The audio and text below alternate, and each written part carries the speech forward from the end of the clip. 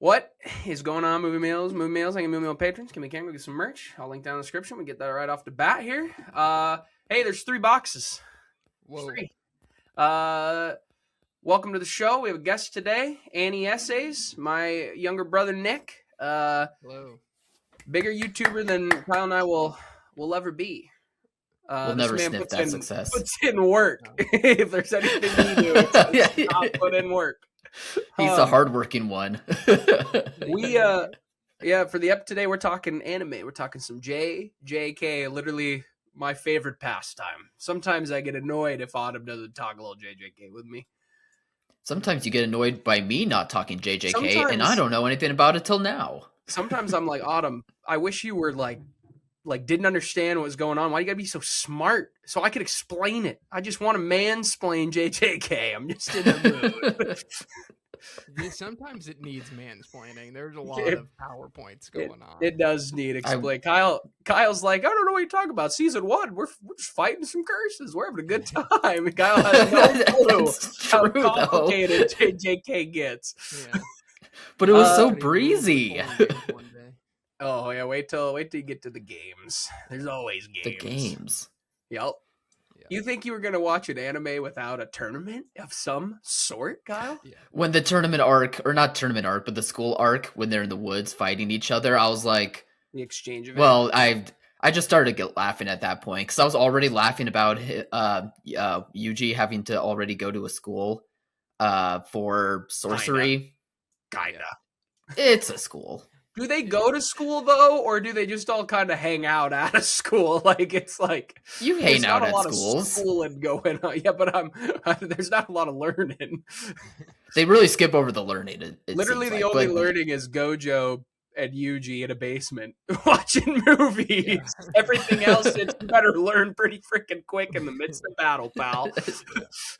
But yeah, we're gonna talk only season 1 of JJK because Kyle watched season 1. I told Kyle like 2 years ago, I was like, dude, JJK is incredible. You should watch it. I'm loving it. It's And felt his like response forever. was, oh, our friend Alex and he refuses to watch anything that's not finished. So I'm never going to watch it until it's finished. And then randomly he's like, hey, I started JJK. It's pretty good. I'm having fun. What the heck is this? What did make you start to watch it? Because you did just tell me out of the blue. I got tired of waiting, and I figured we were watching so many other things that I'm gonna forget by the time we actually both watch it together. Not forget, but like it'll be enough of a refresher at that point where I'm like, I think I'll be safe if I go in blind all over again, practically. So yeah, I just decided to say screw it. Fair enough. Fair enough. That and I've been talking about it for years. Suck it, Alex. Yeah, he deserves that. He really does. So we're talking all season 1. Nick and I will refrain. For those who don't know, AniEssays over here. We weren't joking about the YouTube stuff. This is the anime boyo. Okay, he makes Yes, essays, sir. deep dives. He's got the TikToks going. Sometimes I can't even click my following page because he's pumping out TikToks. I also Yeah. don't follow many people, so it's usually just a lot of that. Yeah, But Then they're I need to always find excellent. you on TikTok. I didn't know that. Sheesh. Oh yeah, just throw some shorts on there. But you'll get spoiled with JJK, pal. Yeah, we talk spoilers all the Yeah. time. Okay, I'll try to hide from it, but you know that I was just saying, like, I forget pretty easily. So by the time I rewatch this show, I'll forget most things. I think I'll forget from your TikToks. I think I'll be all Fair enough. right. Well, let's just start with Kyle's overall thoughts of season 1 and what he thinks of the show so far, because I think that'll be a good jumping off point for whatever we want to yap about. JJK, all spoilers for season 1, Well, gee, thanks. and probably Um, inside words that he doesn't understand that Nick and I will say to each other. Please, there's going to be plenty of that. I had fun watching this first season. I honestly, for all the talk that I've heard between the two of you about how meaty this show is and like with the lore and stuff, that I was surprised by how breezy the show was. I think I said that earlier, but the first season, like those 24 episodes, like I know there's multiple arcs, there's a bunch of things going on, but at the same time, like it was kind of a very quick watch to go through, which I was surprised by, but the story never disappointed. Are you moving around stuff, Al? Where did I No, go? sorry, I clicked the wrong button. My bad. Didn't know it affected all of you. Continue. I thought I was gonna go crazy and like nothing actually happened. So you guys are like nothing Well, changed. for whoever the one person who watches this, which might just be Alex, that Yeah. they don't see that, just we do. Apparently, I thought it was just me. Anyway, continue. But yeah, I jumped onto this show like pretty fast and pretty easily, which surprised me. But I think it was kind of nice just because for an anime novice like myself, I kind of appreciate that shows such as this can like ease people into it. Not that like it really eases you into it. Like the first episode alone, like, you know, he eats a finger and then he turns to a crazy guy. But still though, like despite like the crazy premise of it all, like it still was like an easy watch to like get through. It made it like a good time to like get attached to a few characters. Yuji in particular, like I think is a great character to start out with. I'm kind of hoping to see a bit more out of him than just like the happy-go-lucky lifestyle that he kind of has, but we'll see how that goes. But I think I think it's certainly a clever show. I really wasn't expecting like this to be the premise, but I didn't really know what else to expect of its own premise. But it was kind of clever. Although again, like it has those anime touches of you have to go to school to learn this one specific thing, or we're gonna have a battle between schools and like a tournament style thing, and it does still have all those touches, which I don't know. It's not like it was annoying to me, but at the same time, I was like, does every anime have to have this? They don't, but shonen it doesn't. But yeah. But I don't know. I guess to start off with that, like the premise of it all was just enjoyable alone, and then just seeing like Yuji's own power grow was pretty fun too. And enjoy it. Enjoy it while it What about lasts. you guys? Like you'll never. This vibe of season 1 is something you miss. Oh, Yep. Like that feel good, fluffy feeling that I was feeling. Yeah. I think one of the biggest complaints by a lot of people who have read and at least watched up to here is that they wish that there was a little bit more of the flavor that season 1 gives. And you'll know pretty quick once you're into season 2. Once you're finished with season 2, you'll get what we're talking about. Okay. Literally 2 episodes into season 2, you're gonna be like, oh boy, what the heck's going on? You're gonna watch a fun little movie first. You're gonna have a good little time with your little movie, and then yeah. There is an interesting discussion about the watch order. Yeah, expand on that, Nick. Yeah, go ahead. Well, because so season 2 starts with a flashback for the first 5 episodes, and then the movie is also a prequel. And so I actually think you can watch. The best way to do is watch the first 5 episodes of season 2, and then watch the movie, and then it'll pick up where you left off. I think that's the best way to do it, even though the prequel was actually the first thing written for the story. Yeah. Which is the movie, Kyle. The movie is first manga written was called JJK 0. It's like the test trial for the manga. So he wrote that, and it got really popular. And then I don't think it was initially canon, but they made it canon because it was so popular. And then it is, very tied to things. And it works really well, I think, how they tied in. There's definitely a few things in the movie, though, where they, like, there's a couple little power moves. There's a couple little things where that like contradict some stuff, but you just kind of move on from that. When we rewatched it to get ready for season 3 back in like October, we watched in order chronologically of the event. So we watched the first like 5 episodes season 2, then the movie, then season 1, then the second half of season 2 to lead into season 3, just as a fun experiment.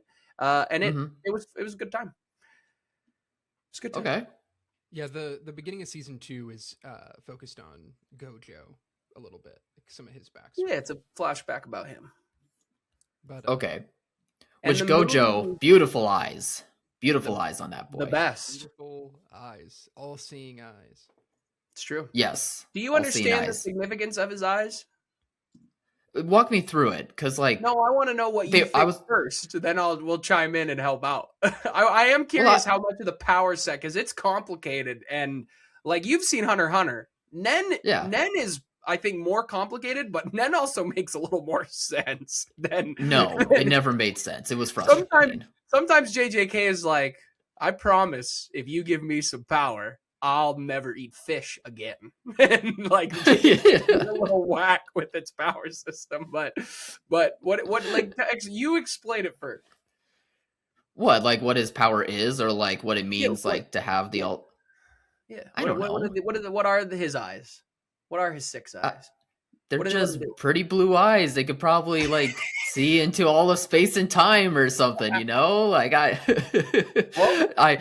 honestly have no idea. Like I'm trying to go in as blind as possible, so I didn't really have a theory like off the top of my head, like for the reason or like what his powers are. They've explained his Walk me through it then. Why am I forgetting that? Get more explanation of his abilities in the beginning of season 2, but the 6 eyes and stuff they've at least quickly mentioned for sure. Oh, well, I guess I didn't like absorb it very much. They also will say the most complicated stuff, and like the principal will be like, "Yeah, he can do this" in one quick sentence, and then they jump and move on. But I think Nick, knowing me, I was like, knowing me, I was like, I'll get back to it. It is a piece of Gege's like writing style that is like kind of frustrating sometimes, where they will mention abilities that are like incredibly complex and hard to understand. And it's like you kind of get like a minute about it, and then you're moved on, and you have to like fully comprehend what it is. So I feel like for me, like I didn't fully understand all the intricacies of Gojo's power after the first season, I think. And most of it for me, like it's either very specific powers, or it's just like some crazy fighting style that's just very cool to watch. Well, he's incredibly... Like Yuji... Go ahead, sorry. Oh, I was just gonna give an example. Like Yuji, I feel like his fighting or like his power is just like being very good at fighting, which is probably wrong, and I apologize. But like Kyugisaki has, I believe it's her that has like the ragdoll. Like or not a rag doll, whatever it's called, straw where you have those dolls that like straw dolls that like manipulate people, and that's like very specific. So yeah, and a lot of power math. Say that again. Gojo's power is just math, basically. It's just that like you can't touch him because of like infinity. He's just doing like complex like equations. But what does that mean, Nick? So like everybody at JJK gets born with, like, some people will have techniques that are very new and like kind of involve newer tech and like new things, where like some people have an inherited technique that will pass through a bloodline over generations, and Gojo happened to be born with both his limitless technique and the 6 eyes. The 6 eyes essentially, correct me if I'm wrong, Nick, just allows him to see cursed abilities and cursed energy to its like what their full potential is and all that, and like he can constantly see it, which is why he blocks his eyes, because it strains himself to see it all the time. Yeah, basically he can see all, and then his infinite techniques is math, and so you put that together and you get a freak. I was half right. Yeah. Well, you are. No, you are right. I really love his all fight of space with, and time. It's true, and it's like, because he in the exchange event uses his most powerful move, and you're just like, what the heck is he doing? And then like it gets explained more effectively later on what his ability is. But I love his fight with Jogo, which is Volcano Head. Because I love how he is so strong, but he'll just explain it so casually. He's like, "Come here, my guy. Come hold hands with me for a minute. Come hold my hand." And then he doesn't even punch him. He smacks him in his stomach. And it's like, that's one of the cool things about Gojo, that where like an anime like One Punch Man, that's very, I'm the strongest, tends to not always have some stakes, but it's cool that Gojo is a character who's so overpowered that it's kind of fun to watch him be like just a menace because he has fun goofing around because he is so strong that people aren't threats. I like that about the character. I mean, I wasn't really understanding, I guess, or just didn't really register with it that like that's the reason why he has like the sense of humor that he does, but it was like funny to see how big of a jump he goes from being serious versus being like super over the top goofy, which neither side felt very obnoxious like some animes really do when they're really trying to make a character funny. I don't know, I found the balance to be really refreshing almost.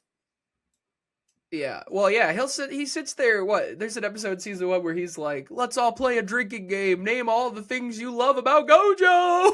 It's yeah. He's hilarious. Yeah. And then, yeah, you're right about Yuji. Yuji is so new that he really doesn't have an inherited technique within himself. So he is just learning the basics of cursed energy. And in a way, kind of Black Flash kind of becomes his main thing because it's the only thing he can really do. But I love Black Flash. It's one of my favorite moves in anime as a whole. I don't know. I just love it. No, the anime makes like special abilities look terrific. Like the Yuji when he's fighting, like it gets me like roaring because it just looks that good. Yeah. I really liked Oh, you go, Nick.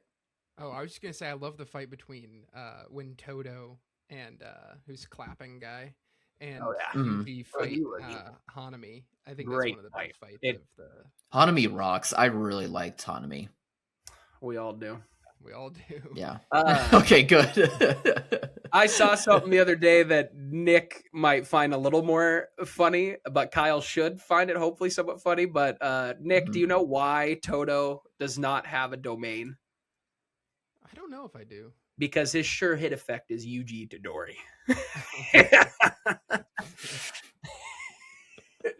I saw it the other day. I was rolling. I was like, that's the funniest thing I've ever read.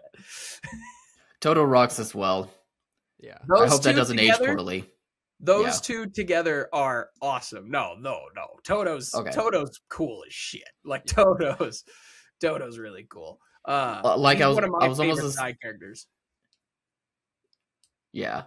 No, he is for me as well. I was just going to mention that it took me like a second before I realized the flashback he was having when he was first meeting Yuji during the fight was not like real. I don't believe that it was real. Like it was him imagining like if he met him when he was younger, because I guess he wants a friend that badly that he wants like a lifelong 100%. Friend on top of that. 100%. Todo's the so now he has like fake memories. He makes up fake scenarios and memories in his head. We didn't even go to the same middle school. Dude, yeah. That fight, fight is one of the best fights in season 1 for sure. Nick's right. Like it's the exchange event is definitely my favorite part of season 1. Ooh, what would be my favorite? I'm gonna look through the arcs real quick. The very my end. My favorite, I think, is Junpei, and that arc. Why is that? Mahito. Why is that? With Mahito, I just think I think the section with Junpei offers really like a more thematic statement for the show, and it gets into the character depth more with when it focuses on Yuji and Nanami. And then love Nanami. Introducing Mahito as this like foil to Yuji and their kind of philosophical difference, and it kind of I think it introduces this really important question of Yuji is exercising curses, but is that different than the humans that Mahito is killing essentially? And that's when important. And that's when he meets that lonely bullied student, right? Yes, I'm spacing on his name now, but that was a very good moment in the show. Junpei, I think. Junpei, right. Yeah. Okay. Yeah, and I just like that little. I think that shows like Gege's really touching storytelling because it's really short, but I think Junpei kind of leaves a lasting impact with kind of his character arc and kind of how devastating it is when he dies. Like for me in the show, that was the moment where I was like, oh, I see that there's something going on here. So that really stands out to me from season 1. Oh, it's a great arc. For sure.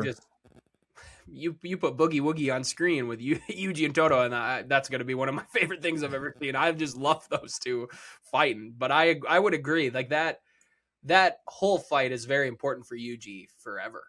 I mean, Yeah. the big thing about his proper death, having a proper death, giving others a proper death, is very surrounded in that fight as well. And I like And it helps. And it helps for like one of my favorite episodes so far being the first episode, funny enough, because of that short time that he has with his grandpa, and I guess an extension, our short time with his grandpa, where he kind of has like a life learning lesson about like time and how sad death can be. So it kind of like, he was already like such a nice, good person, but it becomes an extension of him being like, other people like deserve the time that they have, I suppose, or deserve like, I don't know, I guess deserve to like have life and not feel like they're leaving this world without feeling something special that they left behind themselves. I don't know if I'm really explaining that, but I felt that with the first episode of like, ooh, that's interesting, because I was expecting the grandpa to be around like a little longer before like he passes, but then it just goes so quick, even for the audience as well as Yuji. So for that to also in some sort of way be able to extend to that episode, like it just tied it all together very well for me. I love in that episode when Megumi's just walking around this school and he's like, I'm just out here looking for this object that I was told to find. And then he just sees Yuji just launching the balls way far. And he's like, what the heck's up with that kid? And he just walks away. Megumi's just walking around like, what? All right. This kid's so strong. does that mean that he always like had powers to begin with before eating the finger, or is that just funny? Like, no, they state that he was okay, always yeah, really strong for his age and really like just very athletic for his age. Yeah, gotcha. you'll So get more into that in It's 'cause he has season a 1 and hot 2. mom. Yep. Well, that's doesn't that always help? The amount of explaining I've had to do to people who just didn't watch Ep 2 of season 3 and like actually pay attention is wild. I had to explain it to Kev. I hope you're I'll watching. make a mental note of that. Like Kev. There's some things going on, but There are some things you're. If only we could explain. As much as I obviously I'm not going to spoil it, it would be hilarious to just explain to Kyle right now, like what's going to happen to some characters. Kyle be like, "What the heck are you talking about?" When we do a season 2 video, I'm gonna come back a different man. I'm gonna just apparently have long gray hairs and a shaggy beard. No, everyone does. It's true. Gonna have and these honestly, chain smoking. it makes me think of something that you said earlier that I felt a lot is actually how tied down to the school setting that season 1 feels. Because season 1 does feel like it is hitting all these beats that are kind of required for shonen battle anime, which is, here's our trio, you're going to school, you're going on missions, you're kind of doing a monster of the week thing, very Naruto. slowly getting tied up into bigger things. And honestly, when I first watched Jujutsu Kaisen back in 2019 or 2020, I definitely didn't think it had as strong of a start as other shows like My Hero Academia or shows that had come out at that time.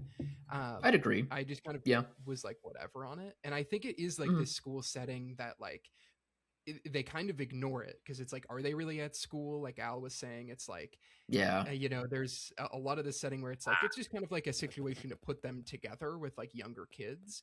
And I really think season 2 kind of breaks free from that, and I've always thought that season 1 feels like the editing staff and Gege having to kind of navigate a kind of tone and pace that isn't required for shonen, and then he's really able to go do his own thing, and his own thing is making you sad, is kind of what's going on. And I feel like the first season has some issues for me. Like, it's my least favorite of all of the story because of some of the school stuff, I think, where it's just like we're not able to really get into the depth of the characters or like the really, really brutal action sequences in quite the same way. So I had that feeling too when I first watched it.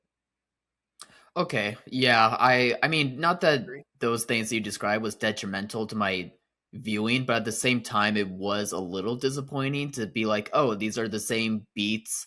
And while it was breezy and fun to like watch through, at the same time, it's like it's also not meaty enough quite yet. Like as much as I was saying, like some of the meaty stuff with like life and death and with Yuji and like the lessons that he was learning in some of those episodes.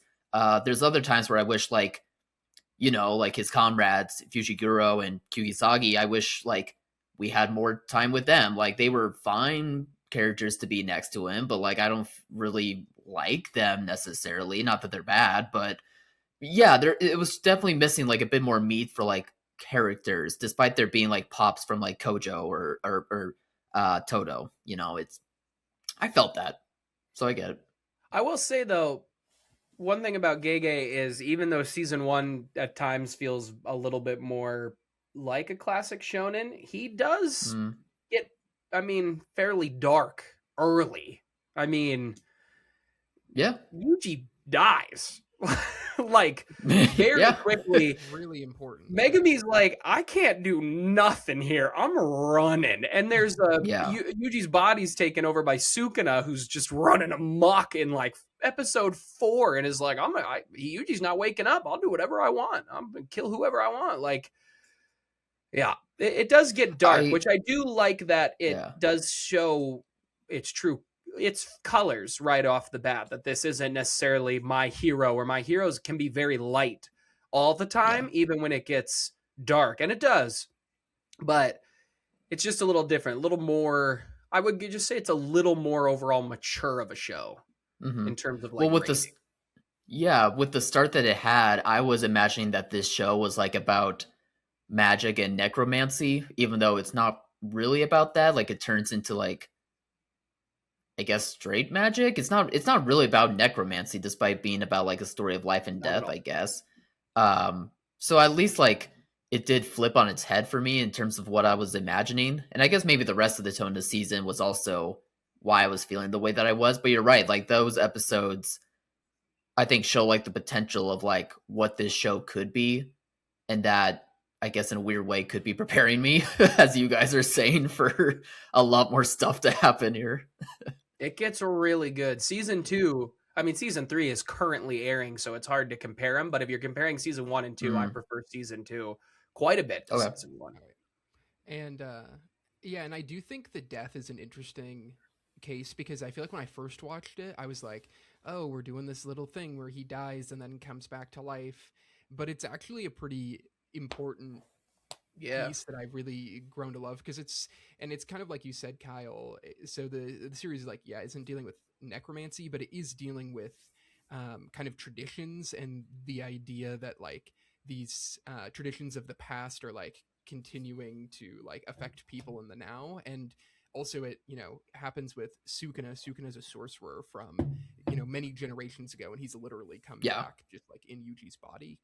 And so this idea of death and rebirth, which the series, and a lot of this goes over my head a little bit, but there's a lot of Buddhist, imagery and kind of reflections in the series. That's like, really a huge thing for this. And so this idea of rebirth, it definitely is like tied to the story throughout. But when I first watched it, I was like, oh, this is just a classic fake character death.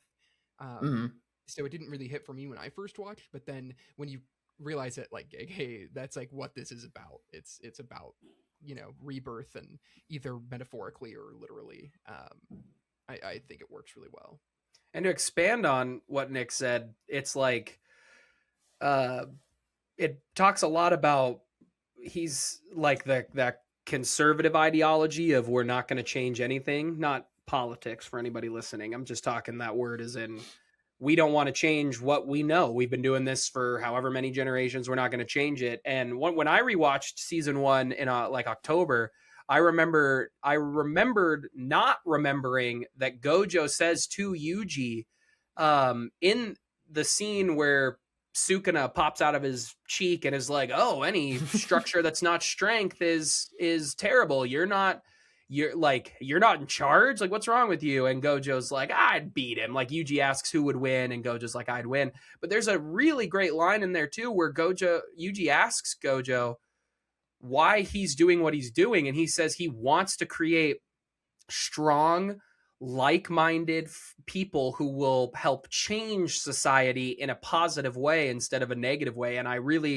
it talks a lot about that. And I think Yuji's death plays into a lot of that as well, with like how the conservatives treat it as a celebration, and Gojo hides him to make him even stronger and to train him in secret so he can come back and not fear as much that the conservatives will go after him anymore and things like that. So just to expand on what Nick said, I like that moment too.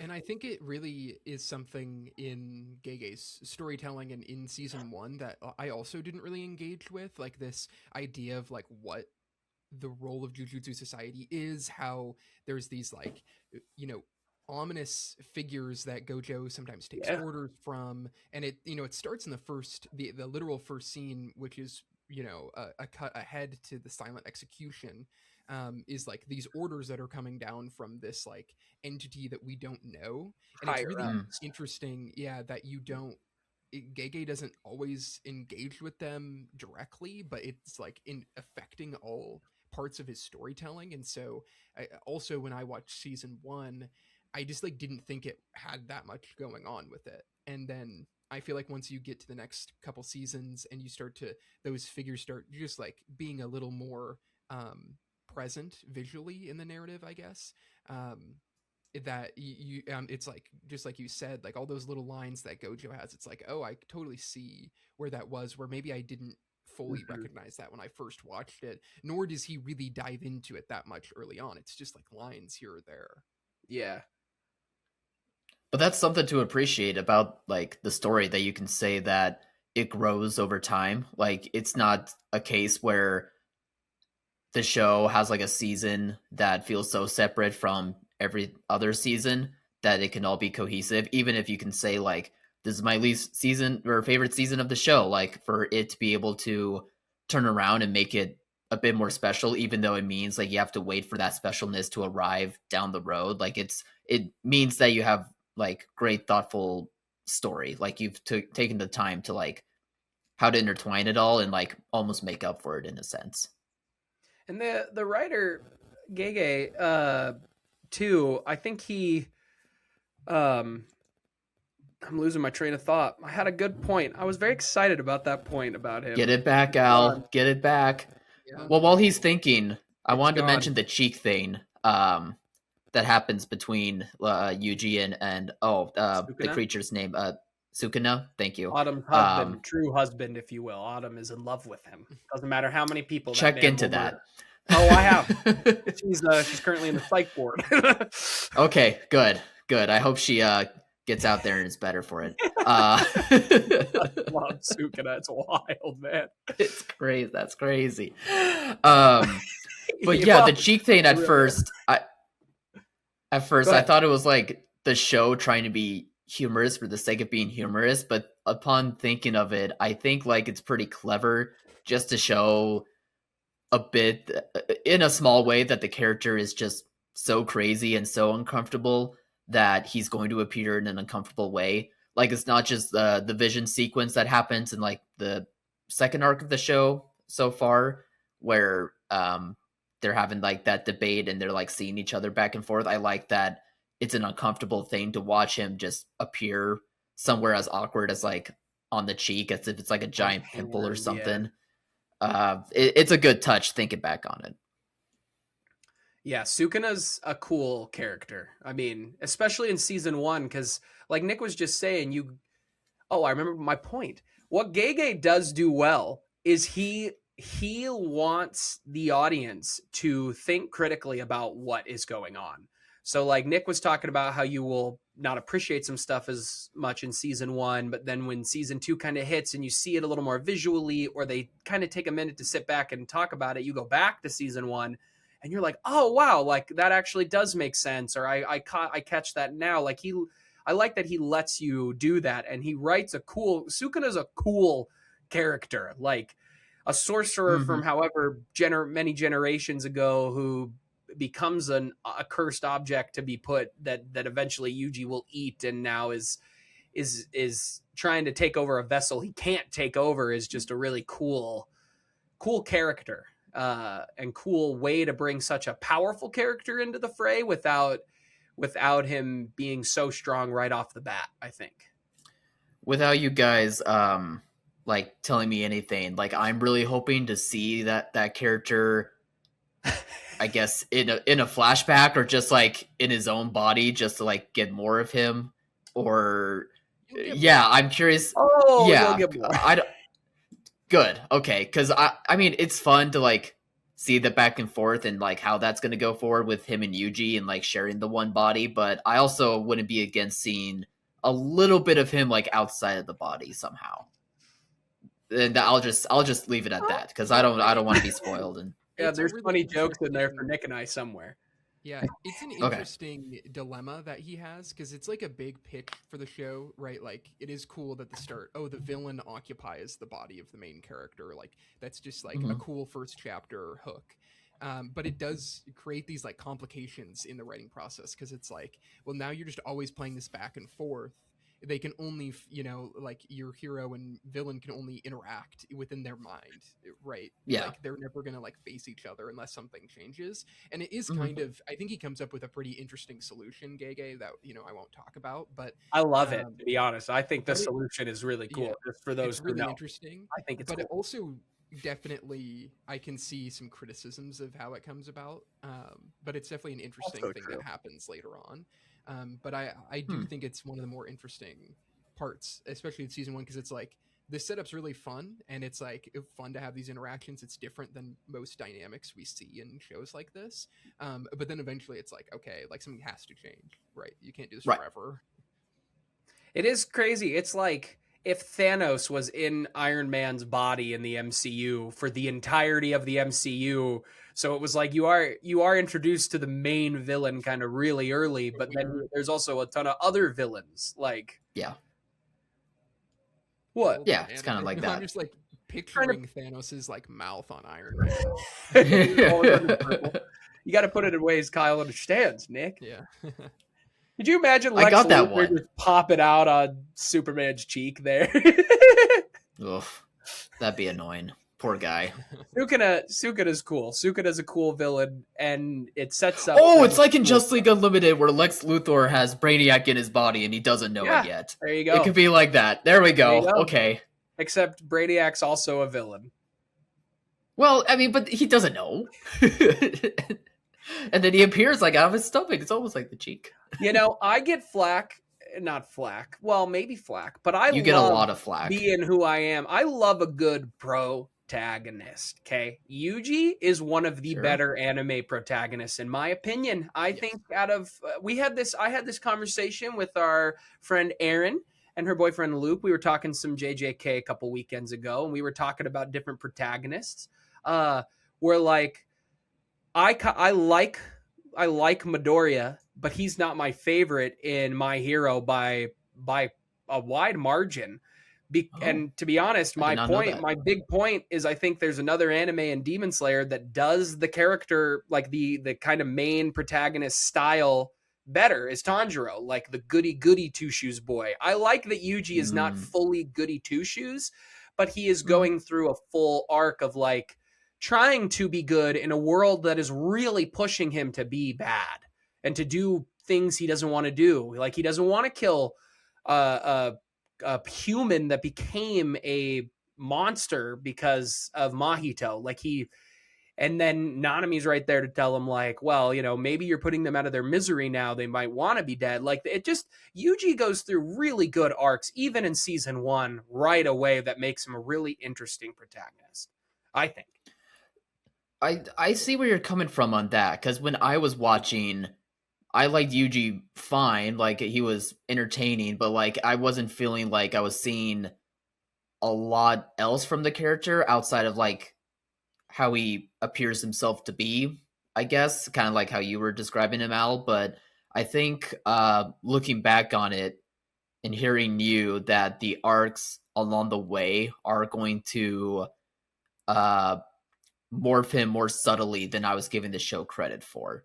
I won't be shocked if in like some point at season 2 going in blind again, that I'll have that moment where it clicks for me, where I'm like, oh, there was growth this whole time, or oh, this was what he was learning in season 1. And kind of like what Nick was saying, that it's nice for any sort of story to like have the, I guess, weaker parts of its beginning and then like turn it into something more that you can appreciate looking back on. So I feel like that's coming. It just hasn't happened for me yet, but I did not know that about you not being the biggest Midoriya fan.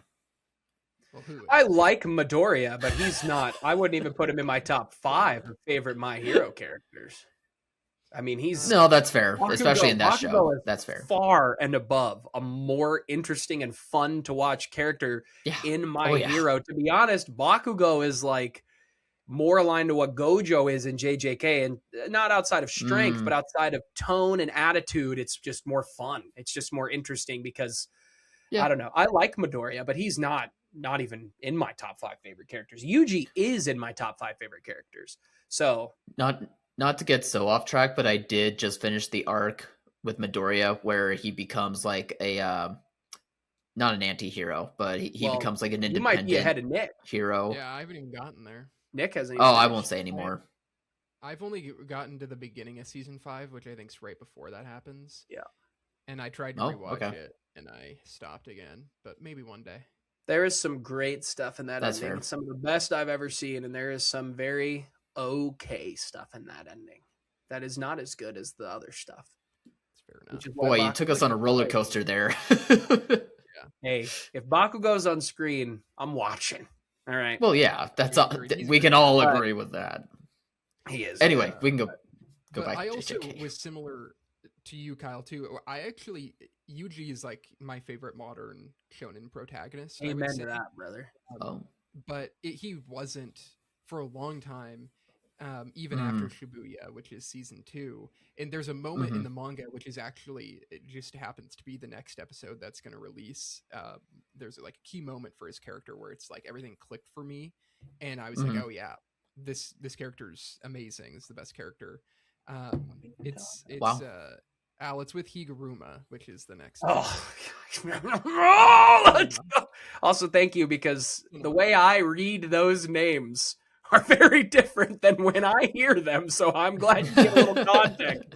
Sometimes Autumn's like, who are we looking for? And I'm like, I don't want to say it because I know I'm going to read it how it's not pronounced. I've had a tough time with Kirara when they've started saying it in the dub. The pronunciation. Great character. So I've had to like go over a lot of the pronunciations. I got them wrong for a long time. Yes, still will get them wrong. But helpful for that. We're just stubborn Americans, man. Yeah, it's just how it goes. I'm just illiterate. I think it's really what I'm just an idiot. Yes. But yeah, Yuji's amazing and has he's like so tied into the story's ideas, and then also has amazing development. And I just love him. He's just he's one of the best characters in the show for sure. It's like if Gojo didn't exist, he'd be the best character. But it's just like Gojo, not only does he get to be the strongest that we've ever seen, but he also is just like the best character. Like, let's be honest. Yeah, I for myself personally, having finished the whole thing, it's pretty close between Gojo and Yuji for me, because I really do like Yuji. I love Dodo. He might be my third favorite character. I freaking. So my third favorite is definitely probably Maki or Yuta. I do love Maki. The Yuta slander needs to stop.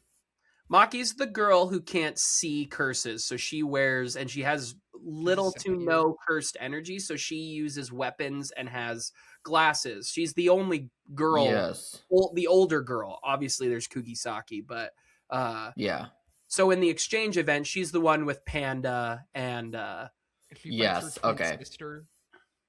Yeah, she fights I do love that episode. Yeah. Okay, yes. Maki's. I actually really like that episode. She's also cousins with Megumi. Yeah. Because they're both. Should I have known that? They say I felt like I forgot that. Megumi is a Zenin, but he is being benefacted by Gojo. So he's not part of the clan Maki left the clan. That's pretty much all they cover in season 1 about those characters. But like Megami is supposed to be part of that family and that clan, but Gojo is keeping him separated, and because he's Gojo. And you will learn that a lot, that things happen just because Gojo is who he is. So strong. Yeah.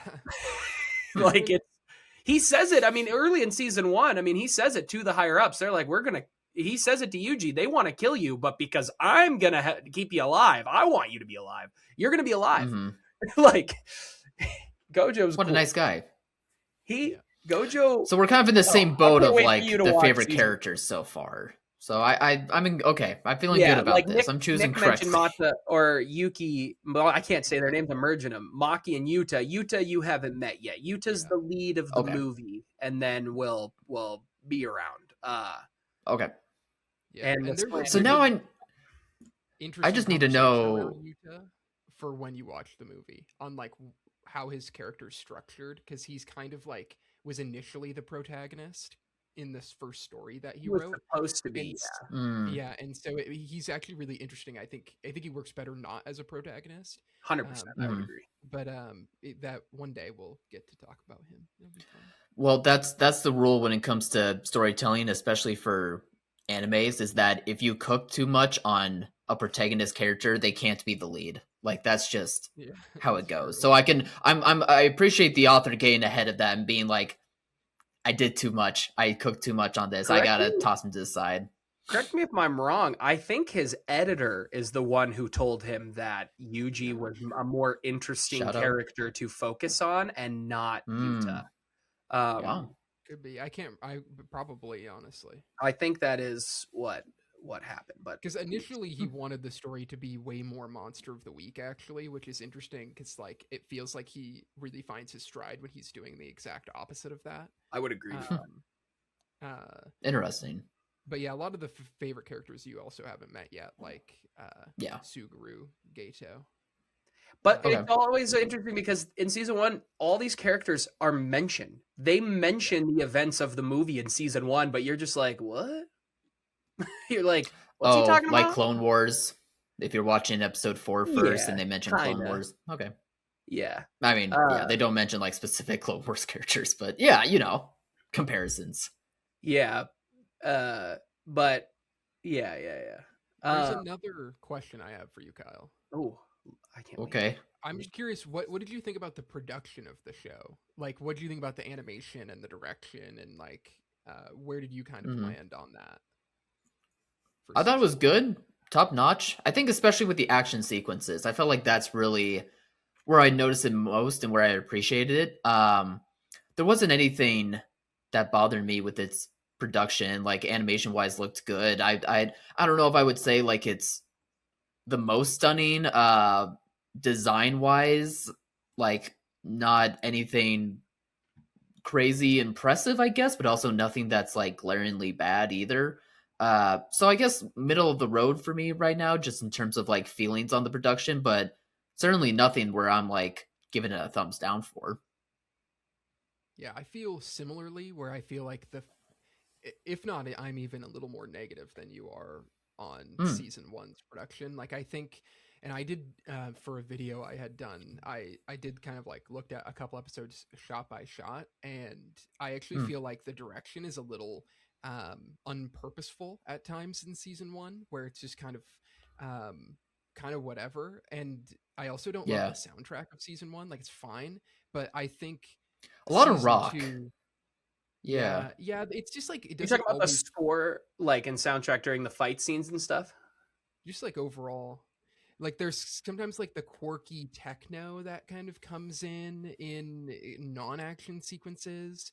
And it's not that too across the board bad and stuff, but I do just feel like like it scratches like your head. Like compared to even like early season of some other series, I just feel like it didn't quite hit for me in the same way, and I felt like it actually kind of held it back, which is very different. I think by the time season 2 is just like a step up in every way imaginable, I think, in terms of production.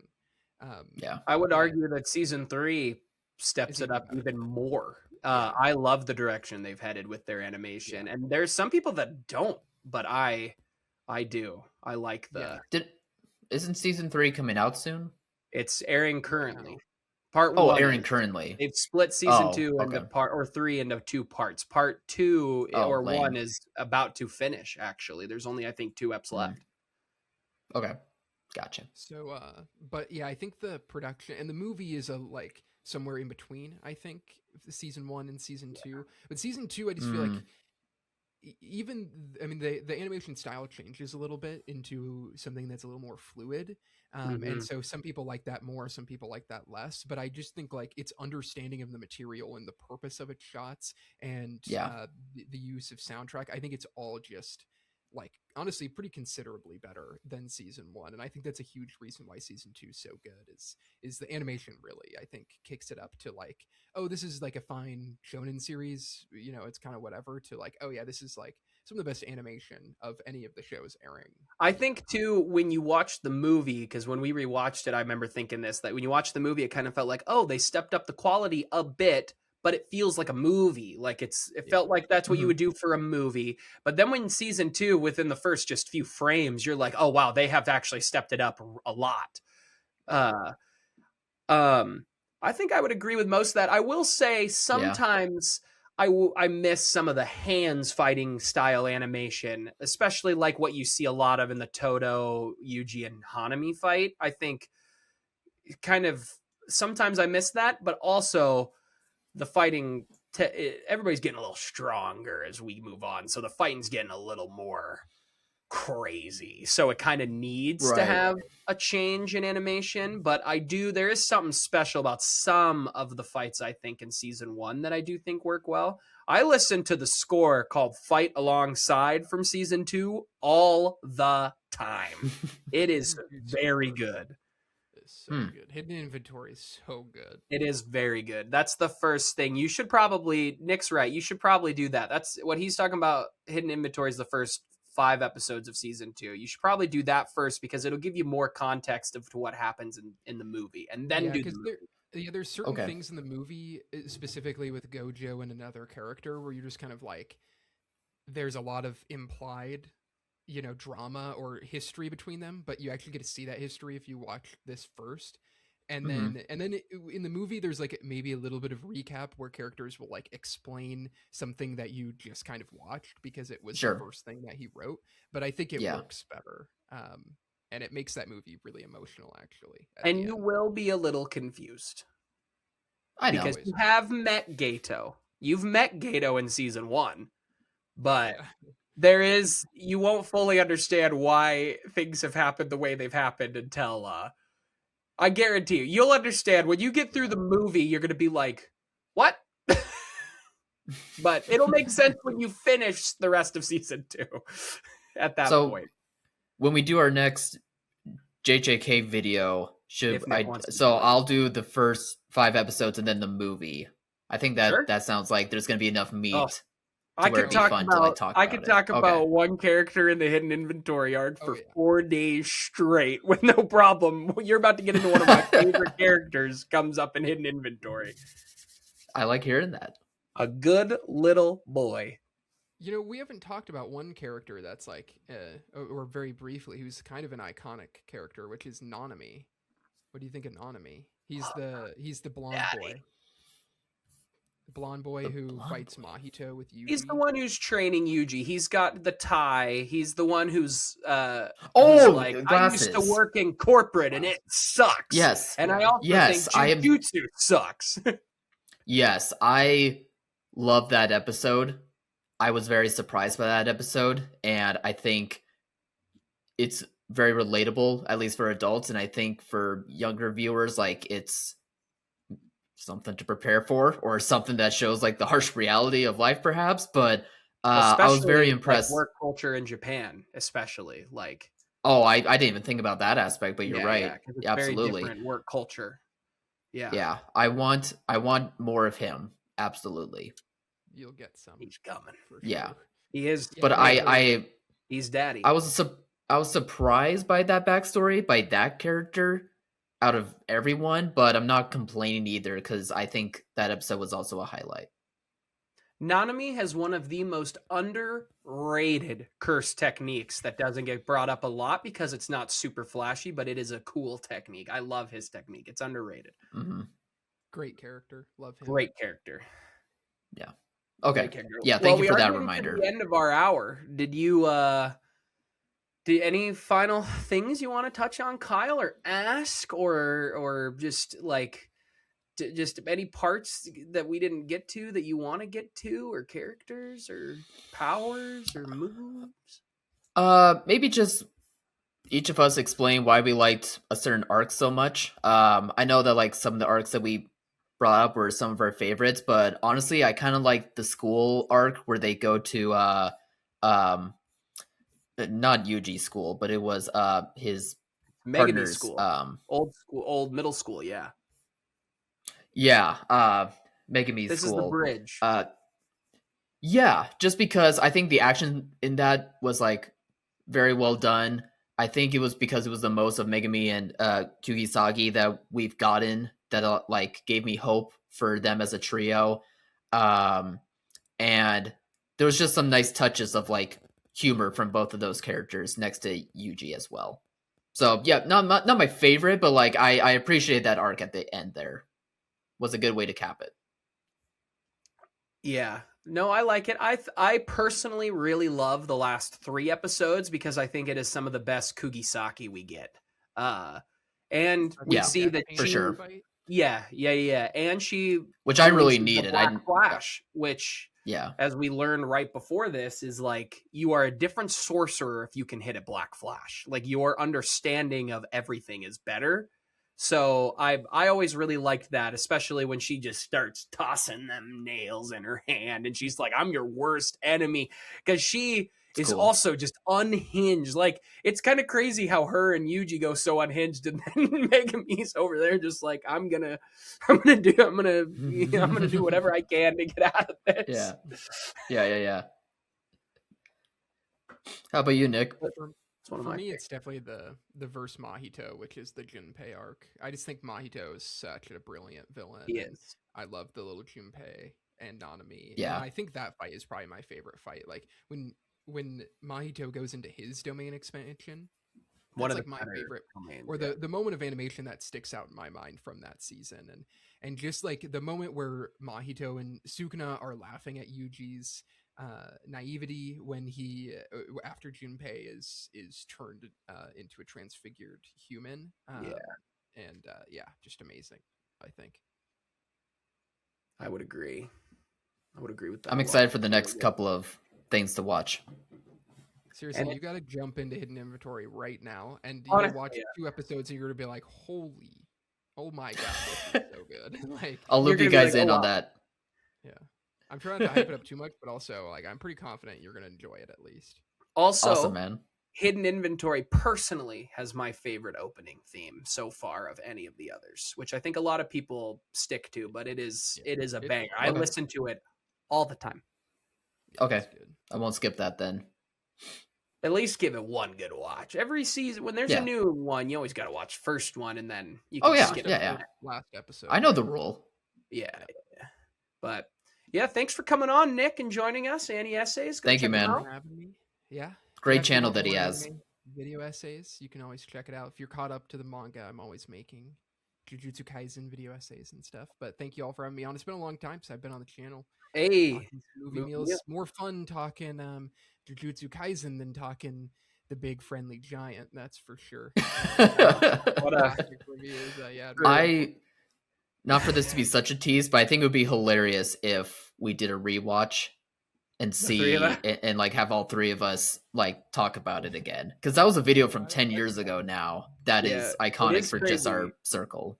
Yeah Crazy how long Kyle and I have been doing this for the lack of effort we actually do put into movie meals. Like it really is, when we tell the audience, it is just 2 guys, best buds, who love talking about movies. It's just an excuse for Kyle and I to chat about what's going on. Anyone can join. Yeah, but also check out Nick's channel. It's phenomenal. He does great work. It really is. Nick, you want to come back when he watches? Oh yeah. Love it. Oh yeah, I actually just rewatched Hidden Inventory and the movie this week before Nice. you had texted about this with That's my crazy. girlfriend. 'Cause she was like, we're watching season 3, and I'm doing the thing that you wish you were doing, Alex, where everything that's happening we're pausing it, and I'm like, okay, this is what's going on. She's like, I don't know what's going on, Sometimes and she was like, I don't want to rewatch season 1 because I don't think it's as good as the others. Let's just do season 2 in the movie. And I was like, I could rewatch it any day.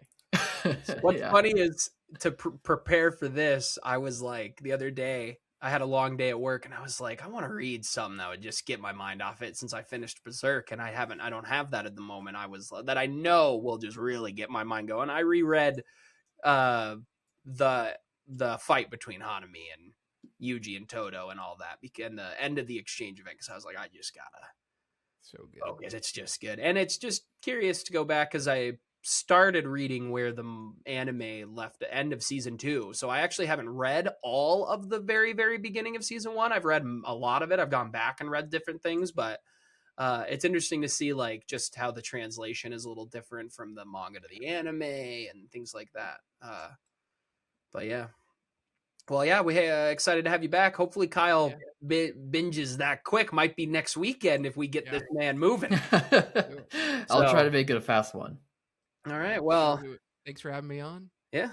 Thanks for watching, everybody else. Go get some merch. Link down in the description. All that good stuff. Patreon. And yeah, as always, thanks for watching, Mom. See you guys.